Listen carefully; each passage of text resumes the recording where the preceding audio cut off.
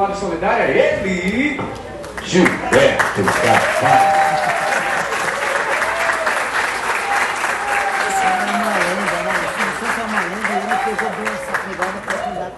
Falar convocado pelo banco, essa potência toda é uma maravilha.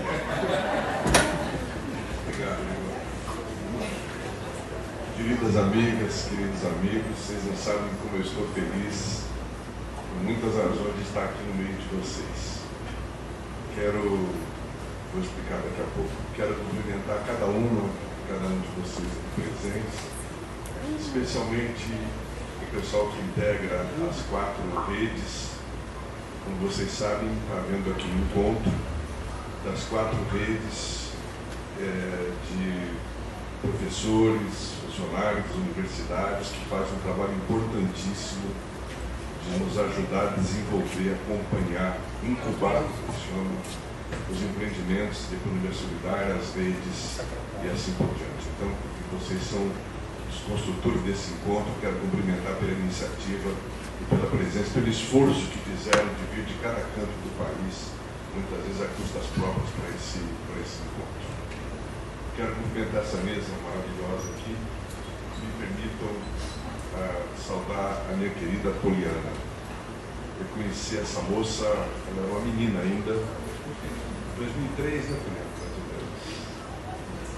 Menina.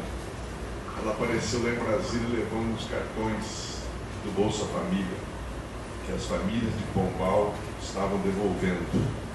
Eu lembro da alegria, do orgulho, que o Lula era um ídolo do Lula. O Lula adora o Lula. Porque era uma demonstração, no momento em que o Bolsa Família sofria muito ataque, por ser assistencialismo, para ajudar as pessoas a não trabalhar, era uma prova que ele tinha em mãos, que ela levou, de que, ao contrário, que o Bolsa Família estimulava a autonomia das pessoas. Então, desde lá, a gente acompanha a trajetória dessa senhora, e parabéns, Poliana. Eu espero que você continue na tua juventude ainda, prestando muito serviço, não só à Paraíba, como ao Brasil.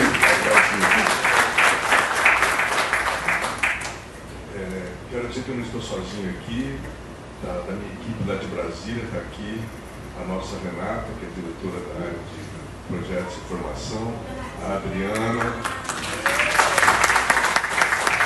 a Tatiana, que trabalha em economia solidária também lá na Secretaria-Geral,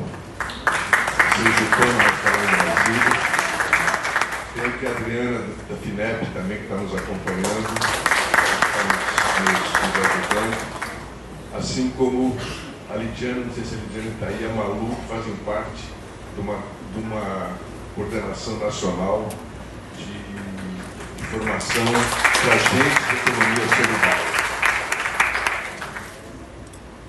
Eu gosto muito da Paraíba. E como o Paulo já antecipou, tem uma história isso. Nos anos 70, a gente que é do Sul, eu sou do Paraná, atualmente eu passei por São Paulo, estou em Brasília. A gente olhava para o Nordeste, eu era seminarista, estava saindo do seminário, fui morar numa favela, fui morar numa fábrica, no peão, naquela mística da encarnação de Jesus no meio dos pobres. E a Paraíba, o Nordeste em geral, mas a Paraíba em particular, era uma espécie de farol que nos iluminava. A prática das igrejas da Paraíba eram extraordinárias. Então, Dom Fragoso, Dom Marcelo, muitos agentes de pastoral, muitos cristãos leigos que faziam um trabalho maravilhoso, nos inspiravam. Então, eu vim uma vez para cá, 2 ou 3 vezes, mas uma delas de passar um mês em Belém, no Brejo, trabalhando na terra, na lavoura, junto com o agente de pastoral João Batista e com a irmã Zarita. Foi um aprendizado que me marcou profundamente. De modo que todo mundo aqui, que a gente não pode descansar, a gente não pode ser feliz enquanto um irmão nosso estiver passando fome, estiver com a sua dignidade violentada, negada. Então eu devo à Paraíba essa inspiração, além dos amigos que a gente foi fazendo aqui, além da alegria da construção aqui do partido, das centrais sindicais, enfim, dos movimentos sociais. E hoje a Paraíba continua sendo, graças a Deus, essa referência. Por isso que eu gosto de estar aqui no meio de vocês. Outro sonho eu quero partilhar com vocês, por isso a importância desse encontro. Nós estávamos numa universidade. Nos anos 70, eu fazia filosofia na Federal do Paraná, a gente lutava contra a reforma universitária imposta pela ditadura, e a gente trabalhava muito a história da vinculação da universidade com a comunidade. A gente se sentia privilegiado, Manu foi da mesma universidade que eu, a gente se sentia privilegiado porque nós estávamos na universidade pública, paga pelo dinheiro do povo, do pedreiro, do catador, e a gente tinha que devolver. A gente não via isso, a gente não via a universidade fazendo esse trabalho. Ela formava, na verdade, indivíduos que se qualificavam profissionalmente e iam ganhar vida, e muito pouco a ver em devolver para o povo tudo aquilo que o povo contribui para a universidade. Então, quando eu vejo hoje jovens dessas 4 redes mencionadas, jovens e não tão jovens assim, fazendo esse trabalho de incubação, esse trabalho de se voltar para construir a economia solidária, não há como não ficar agradecido, não há como não reconhecer o papel que vocês têm através do trabalho da incubação na reconstrução desse nosso país.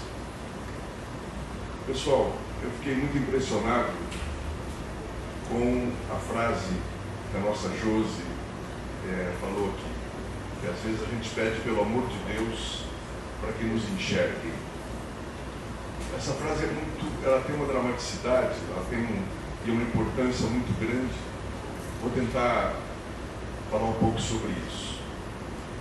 Outro dia, numa conversa com o presidente Lula, não estou com ele todo dia não, mas de vez em quando eu consigo tomar um cafezinho com o tio, ele estava se manifestando uma alegria muito grande por aquilo que está acontecendo no Brasil. E é verdade.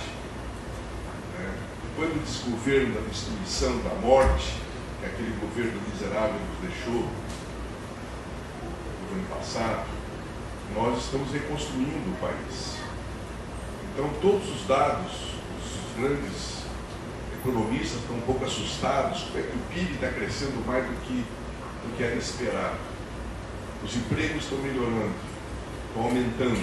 A renda básica, a massa salarial está crescendo. E o Lula, com muita alegria, nos dizia, isso é resultado do quê? De uma política econômica, mas sobretudo de uma política social. A volta dos programas sociais. Dinheiro no bolso do povo, não vai para baixo do colchão, nem vai para a poupança. Vai para onde? Vai para aquele mercadinho, vai para a lojinha de sapato, vai para o cara que vende a garapa na esquina, movimenta a economia. Então é verdade, Godoy, que o Brasil volta a retomar um processo de crescimento com distribuição de renda.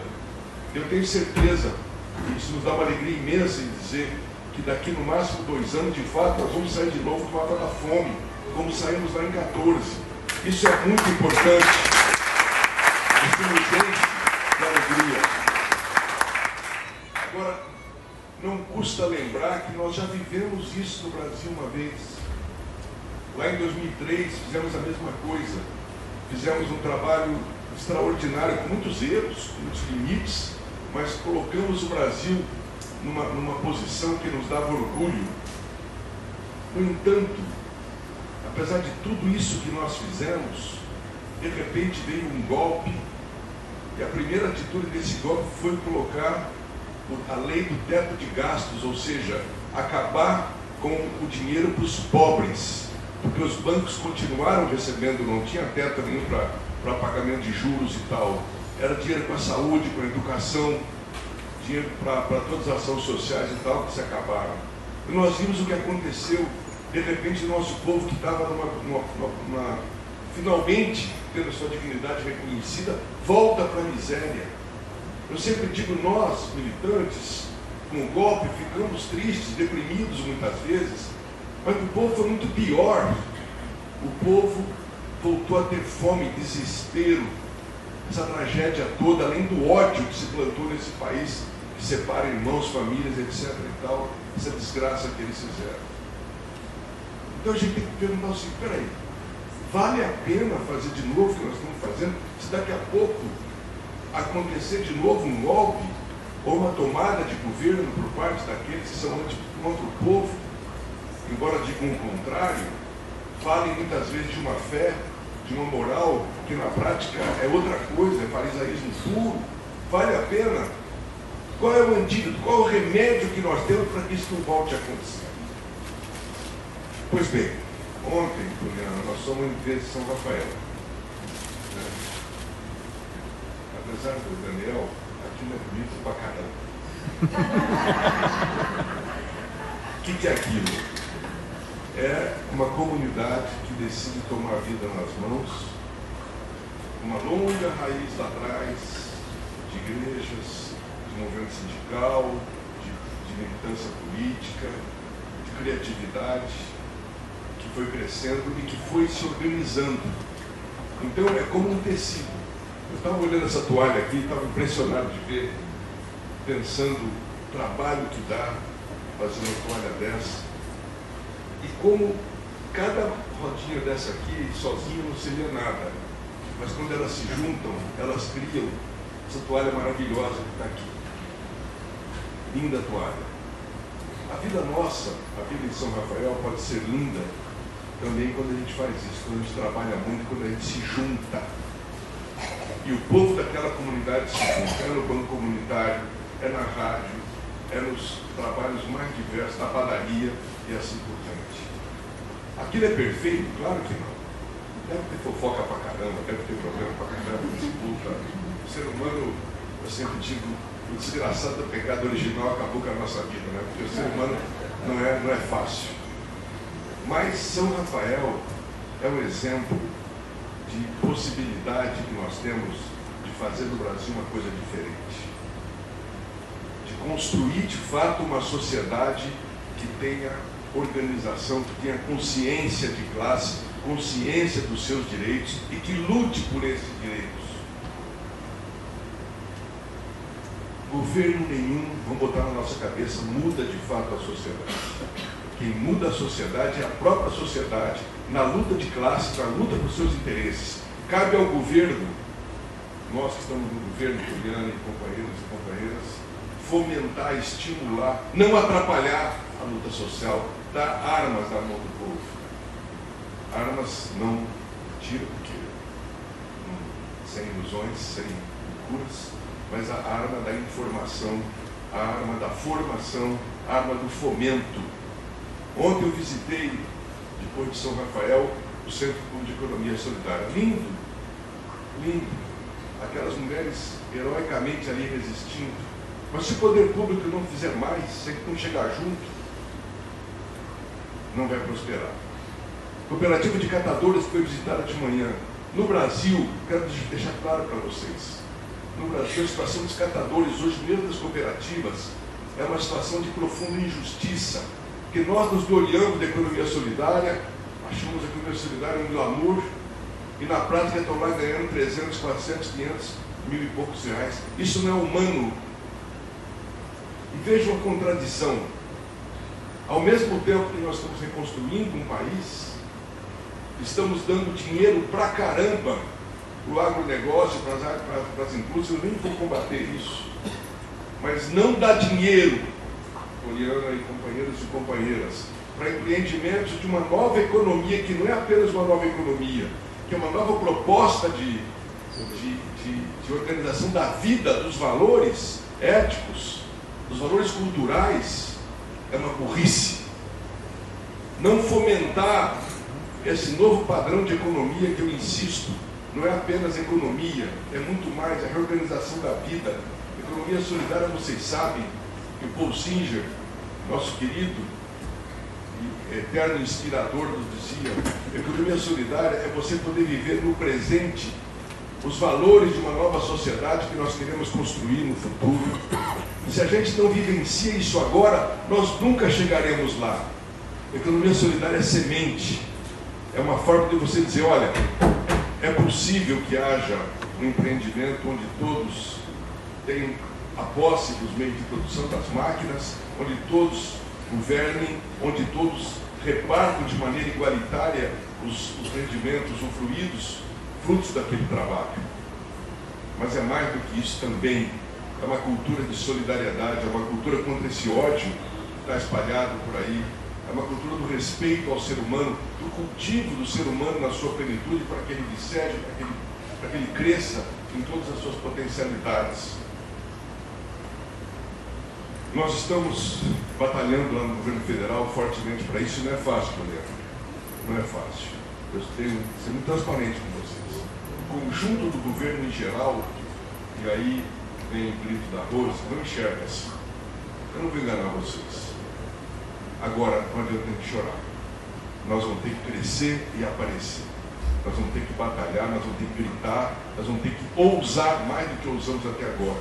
E além de dar conta dos nossos empreendimentos, das nossas redes, nós vamos ter também que fazer política, que disputar o orçamento público, disputar as condições para que a gente possa não submeter os nossos companheiros e companheiras dos empreendimentos a uma vida que é menor do que se ele estivesse trabalhando em qualquer outro lugar por aí.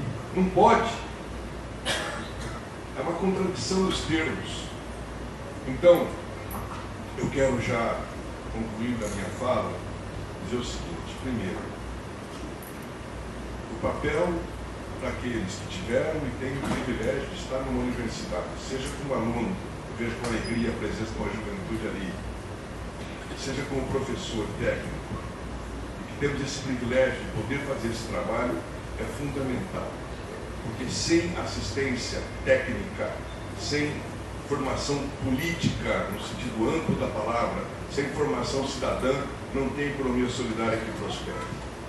De outro lado, nós que estamos no governo temos que batalhar internamente e pressionar para que haja, de fato, um tratamento adequado de fomento, de dinheiro, de recurso que permitam esses empreendimentos crescerem, se firmarem, terem estabilidade. E terceiro, a economia solidária não pode ser uma espécie de redoma. Quando eu tenho um empreendimento bem sucedido ali, está tudo bem. Ela tem que ser um farol. Porque é assim que ela vai nos ajudar a evitar que amanhã ou depois o nosso projeto seja de novo sabotado. O nosso projeto seja golpeado e interrompido, porque o que vem em geral depois é muito pior do que já foi no passado. Então nós temos a responsabilidade histórica de mudar o método de fazer governo, o método de fazer política. Fazer política a partir da informação, da organização, da construção da cidadania. Só assim, construindo o poder popular, nós vamos de fato dar estabilidade para o nosso projeto. Não importa o partido que esteja governando. Hoje nós temos o Lula, ele não é eterno. Não sei quem vem depois. O importante é que o projeto dure.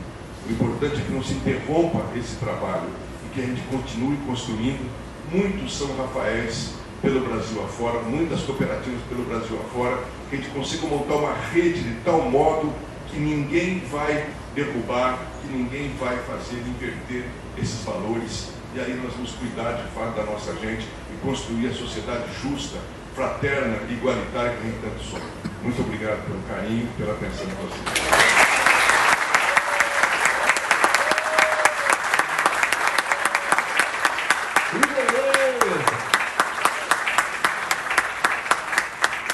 Agradecer as palavras fortalecedoras do secretário nacional da Economia Popular e Solidária, Gilberto Carvalho, Paraná para o Mundo.